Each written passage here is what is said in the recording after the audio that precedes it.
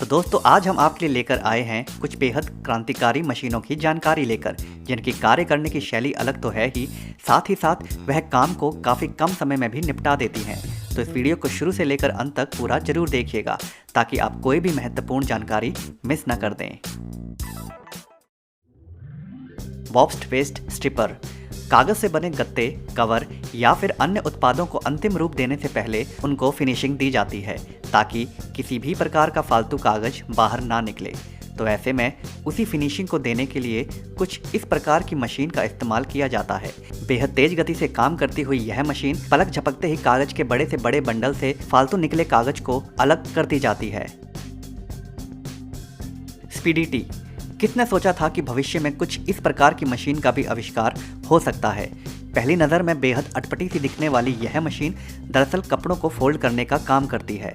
प्रयोग में लाने के लिए जैसे ही कारीगर एक टी शर्ट को इस मशीन के ऊपर फैला कर रखता है तो इस मशीन में लगी अनेकों छोटी एवं बड़ी भुजाएं उसे पलटते हुए महज कुछ ही सेकंड्स में फोल्ड कर देती हैं। इस प्रकार की मशीन का इस्तेमाल दरअसल कपड़ा उद्योग से जुड़े कारखानों में कपड़े तैयार हो जाने के बाद उन्हें पैक करने के लिए कुछ इस प्रकार की मशीन के द्वारा फोल्ड करने का काम काफ़ी तीव्र गति से किया जाता है।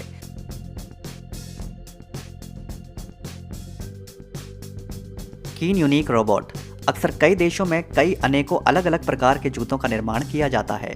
उन्हीं में धागों के द्वारा बनाए गए जूतों को भी लोगों के द्वारा काफ़ी पसंद किया जाता है, लेकिन मोटे धागों से बने जूतों को तैयार करना काफ़ी ज़्यादा समय लेने वाला काम होता है। तो उसी काम को संभव बनाते हैं यह दो रोबोट मानो किसी मोची की तरह जूतों पर धागों को बड़ी ही तेज गति से बुनते हुए चले जाते हैं। यह दोनों रोबोट आपस में सामंजस्य बिठाते हुए बिना कोई चूक किए बगैर निरंतर धागों का प्रयोग करते हुए जूते पर बुनते रहते हैं।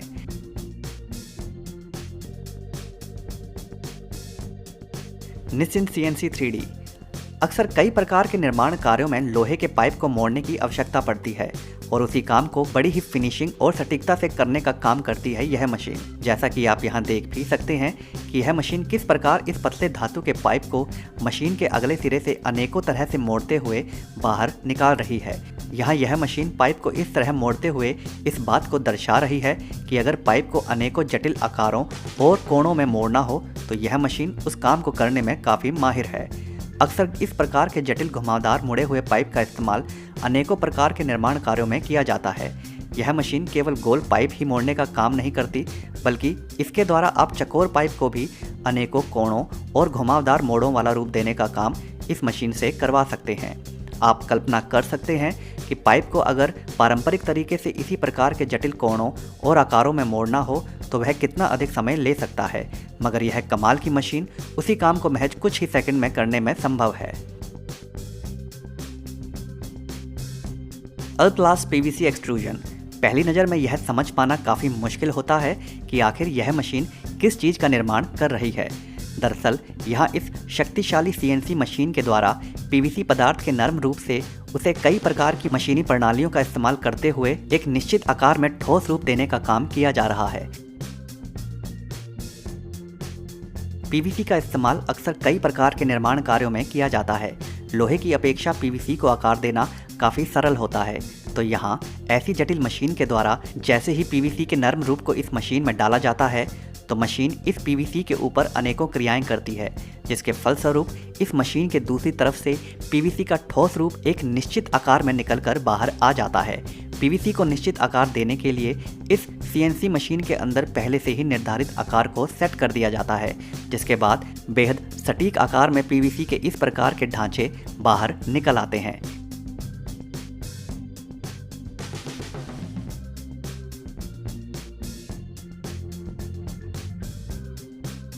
निर्माण कार्य में इस प्रकार के ढांचे का इस्तेमाल दरअसल खिड़कियों में लगने वाली चौखट में किया जाता है। यही नहीं, PVC के इन ढांचे का इस्तेमाल और भी कई अन्य प्रकार के फैब्रिकेशन के काम में भी किया जाता है, कर लिया जाता है।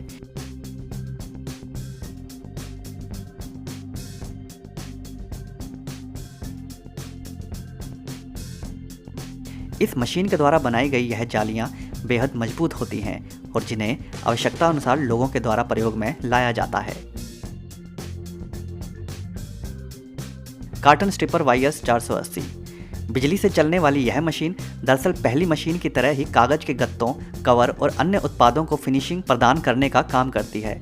जैसा कि आप यहाँ देख भी सकते हैं कि यह मशीन किस प्रकार बेहद तेज रफ्तार से चलते हुए बड़े से बड़े कागज के बंडलों को बड़ी ही तीव्र गति से काटती चली जाती है और फालतू निकले कागजों को अलग कर देती है। यह मशीन काम करने में तो माहिर है ही, साथ ही साथ इसे काम करते हुए देखना भी काफ़ी मनोरंजन भरा लगता है। जिस प्रकार यह मशीन कागज को काटती है वह देखकर इस मशीन की कार्यशैली की कार्यक्षमता का भी पता चलता है।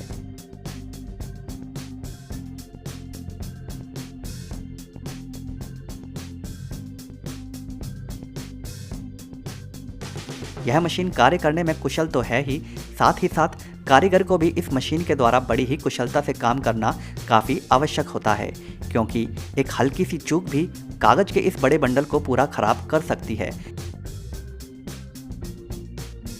मगर कारीगर इस प्रकार के कार्य को करने में काफ़ी निपुण होते हैं और वे जानते हैं कि किस प्रकार बिना किसी नुकसान के कागज के इतने बड़े बंडल को फिनिशिंग दी जाती है।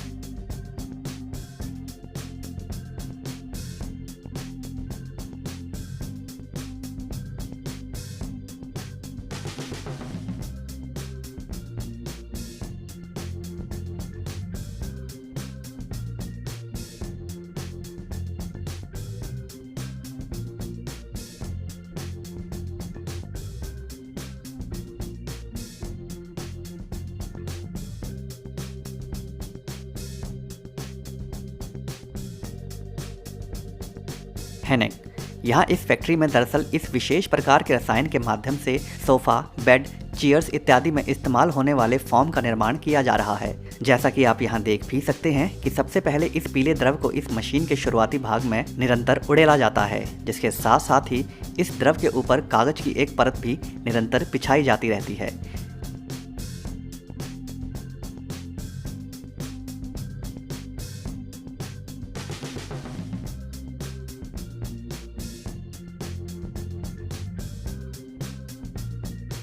जब यह द्रव पूरी तरह से लोहे के बने प्लेटफॉर्म पर फैल जाता है और कागज की परत को उसके ऊपर बिछा लिया जाता है, तो उसके पश्चात इस मशीन में लगे धातु के बड़े बड़े सांचों को इसके ऊपर रख दिया जाता है और इसके कुछ और समय पश्चात कारीगर एक सफ़ेद रंग के पदार्थ को इस कागज के ऊपर छिड़क देता है।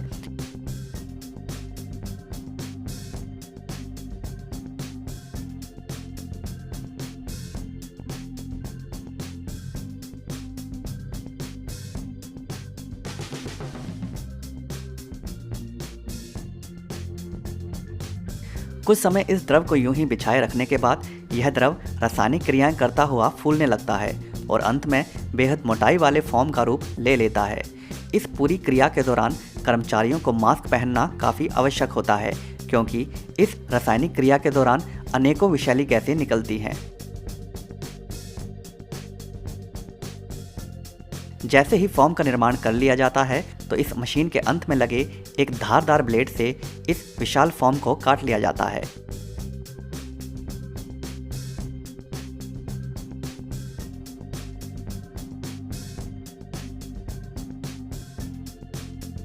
इस मशीन के द्वारा सिर्फ पीले ही नहीं बल्कि हरे रंग के फोम भी तैयार किए जा सकते हैं और बाद में अनेकों रूप में प्रयोग में लाए जाते हैं।